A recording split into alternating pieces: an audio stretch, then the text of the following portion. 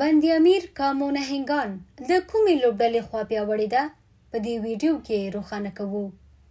بند امیر خماران او امو نهنګانو لوبډلو بالاخره د شپږیزې لیګ نهم پړاو پایلوبې ته لار پیدا کړه او سبا د اتلولۍ معلومولو لپاره سره لوبه کوي.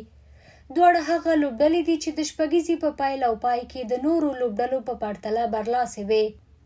بند امیر خمارانو لوبډلې د شپږیزې پیل ډیر زړور او په بریا وکړ او امو نهنګان په پیل کې داسې نه ښکارېدل چې وبه کولی شي پایلوبې ته لار پیدا کړي، خو د عظمت الله مرزي او فضل حق فاروقي په راتګ سره د دغې لوبډلې توپوهنه او توپ اچونه په یو طول برابره شوه او وروستۍ لوبې یې په ښه توپیر وګټلې. د دغو لوبډلو جوړښت ته په کتو دواړه په یو بل پیاوړي دي. یو خوا د بند امیر خمارانو لوبډله ده چې لوبغاړي هم په توپوهنه کې مخکې دي او هم توپ اچونه کې د نوملړ د سر ځایونه لري، او بل لور د امو نهنګان دي چې یوازې د یو فضل حق فاروقي توپ اچونی هم د بند امیر د ټولو لوبغاړو ځواب ویلی شي،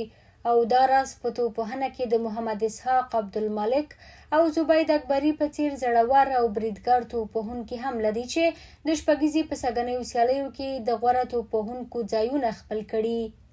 خو په ټوله کې د بند امیر او امو نهنګانو وروستیو لوبو ته په پام سره د امو لوبډلې مورال او روحیه پیاوړې ښکاري،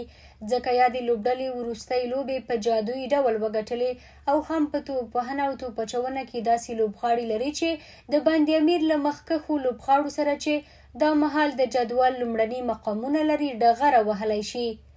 په همدې حال کې اوس به د دواړو پیاوړو لوبډلو په یو بل برلاسي کېدل او د اتلولۍ ګټل د دوی د لوبغاړو په چمتووالي او ځان باور پورې اړه ولري.